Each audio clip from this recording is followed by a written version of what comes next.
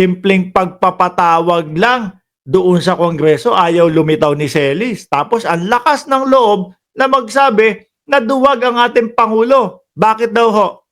Dito sa Pilipinas. Oh, yeah. Ito, oh.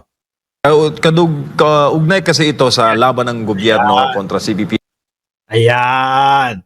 Ayan. Sabi dito ng Semenay. Buhay pa ba ang Semenay? No? Semenay News. Duwag na diktadura ang gusto ni na Marcos Jr., Speaker Romualdez, gamit ang Kongreso bilang sandata. Ano yun? Nagdikta ka, pero duwag ka? Sige nga, paliwanag mo, Eric. Oh. Only happening, mga bagay ito na nagaganap lang sa isang umiiral na diktadura. Kaya sabi ko nga, duwag na uri ng pagkadiktador ang gustong gawin ni Marcos at ng kanyang pinsan na si Martin Romualdez because they are weaponizing. Sir, ito pong nangyayari ngayon. Oh, yun pala, mga kababayan, no? Yun pala yung tawag nila, duwag na diktadura doon sa ginagawa ng Kongreso. Doon po sa pag-iimbestiga, mga boss chief amo, sir, lalo na po sa confidential funds. Oh, diktadura pala kapag ka ganun, pagka po yung kampo nila, yung iniimbestigahan, mga bossing. Ano po?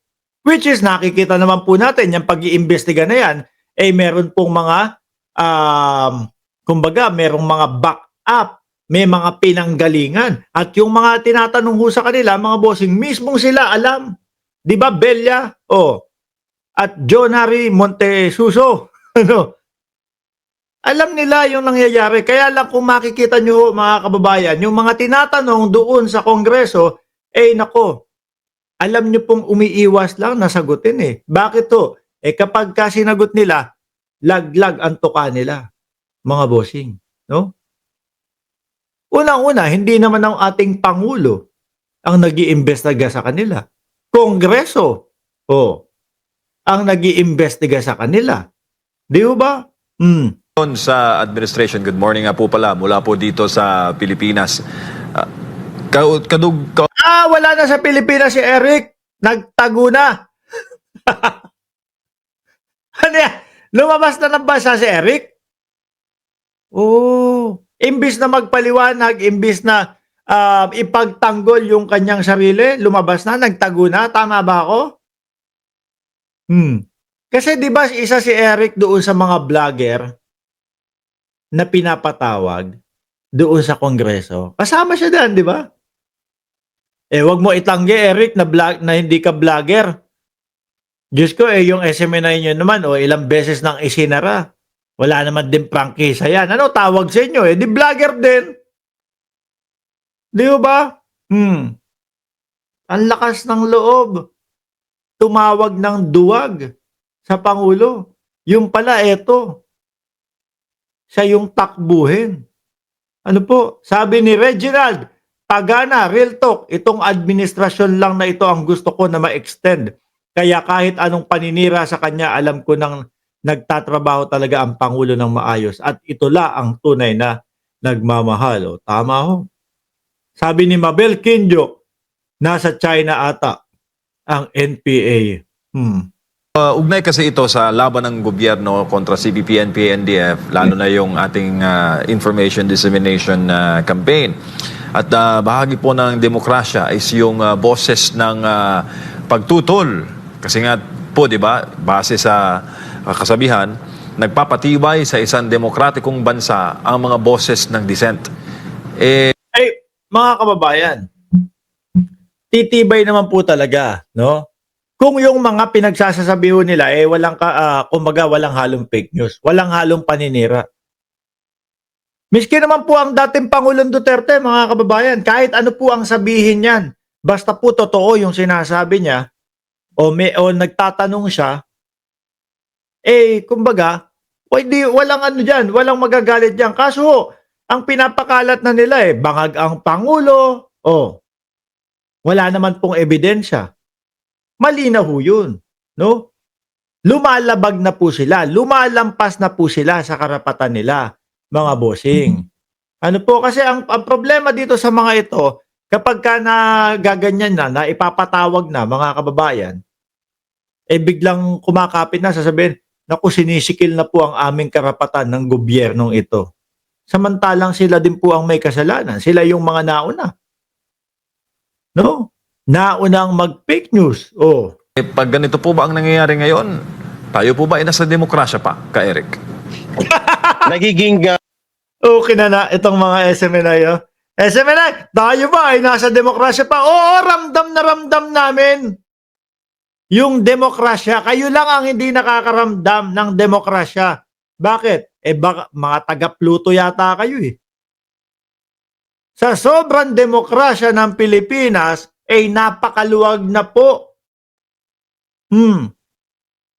Huwag niyong gaguhin ang taong bayan doon sa mga patanong nyo na tayo pa po ba? Nasa demokrasya. Tapos ang sasagot yung dating NPA. Yung dating salot.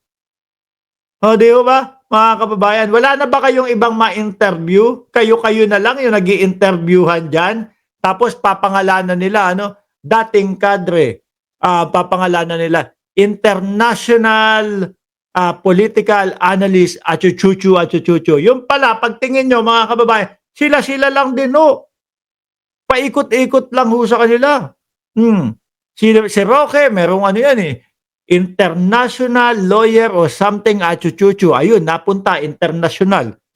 Nagtatago. Kami pa, paikot-ikutin nyo, meron pa kayong iba't ibang mga pangalan ninyo o iba't ibang mga tawag sa inyo. Pagharap naman ng camera, si Eric lang. Na dating salot. Di ba? Ano ba ang NPA? Hindi ba salot ng lipunan yan? formalidad na lang, Brother MJ and Brother Jade, o nagiging token. Ang tawag dyan token, democracy, o formalities of democracy. Sapagkat ang diwa at ang buong pagiging sagrado o the sanctity of democracy is in its openness to listen to both sides of opinions. And bakit ayaw nyo Ayaw nyo magpaliwanag ngayon?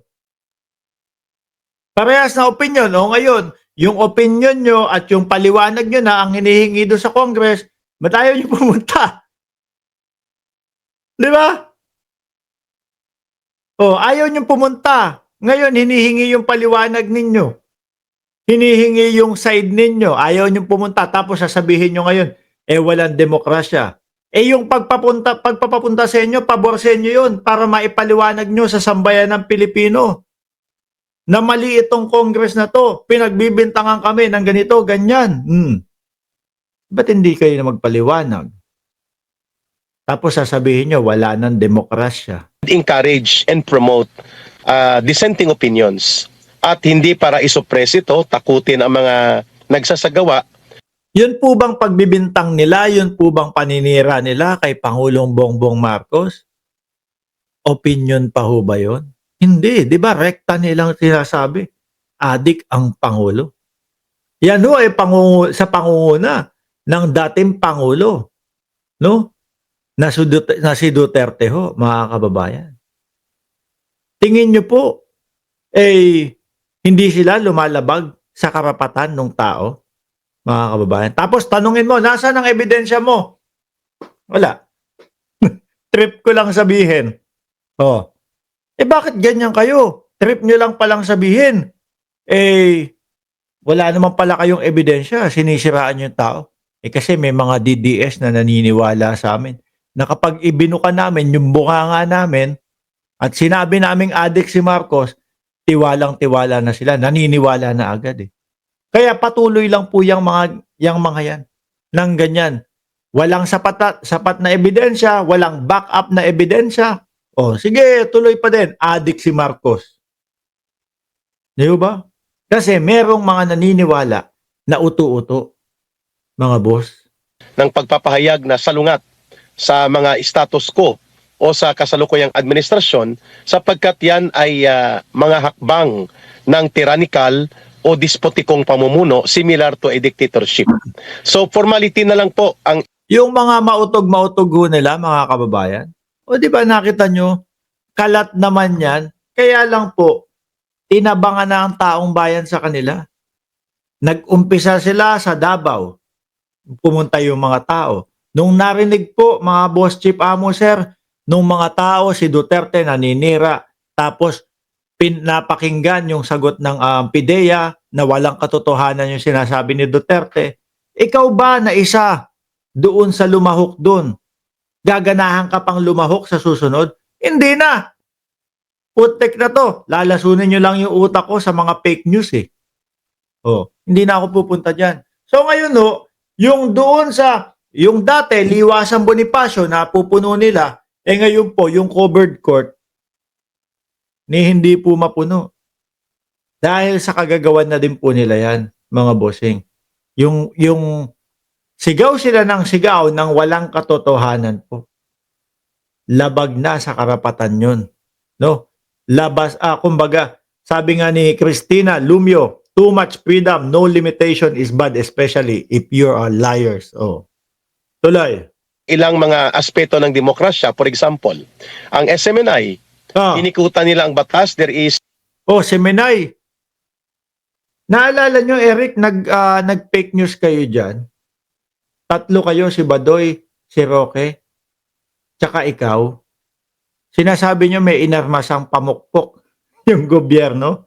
300 katao ang inarmasan ng gobyerno. Binigyan ng pamukpok. Pero wala kayong maipakitang ebidensya. May mga cameraman kayo, may mga vloggers kayo nung panahon na yun. Pero ni isang vlogger na nakapag-focus doon sa may mga pamukpok na yun, wala kayo maipakita nun. a franchise law granting the authority for SMNI to operate as a free independent media outfit until 2044. Hindi po yan natanggal ang prangkisa at batas na yan. At hindi po yan nangyari na sinunod ng Senado. Meron pa pala silang prangkisa. Pasensya na, i-correct nyo na lang. Bakit lagi kayo pinapasara? Tapos ang kasunod ho nito, mga kababayan, pag sila ho ay pinasara, mga bossing, natutuwa ang sambayan ng Pilipino. Parang nagpipiesta ho kapag sinasarado yung Semenay. Pero mga kababayan, yang si Buloyski, madami hong channel yan. Ano po? Yung alam ko, yung PH update, kay Buloyski din yun, mga bossing. No? Ay, nako, Buloyski. Siguro, pinangalan nila sa ganon, upang sa ganon, nako, kapag ka ito, nasara, hindi madadamay itong mga to. Di ba? Ikayo pa. Tuloy, Eric. Ang mapang-abuso na ginawang resolusyon ng pagbabawi sa prangkisa na ginawa ng House of Representatives. Therefore, the franchise is valid until 2044. Pero itong mapang-abusong National Telecommunications Commission na under sa Office of the President at itong House of Representatives. Tuloy natin dito si Eric. Ngayon, mga kababayan, may sinasabi din dito si Eric, bukod po dyan sa Semenay nila. Eto,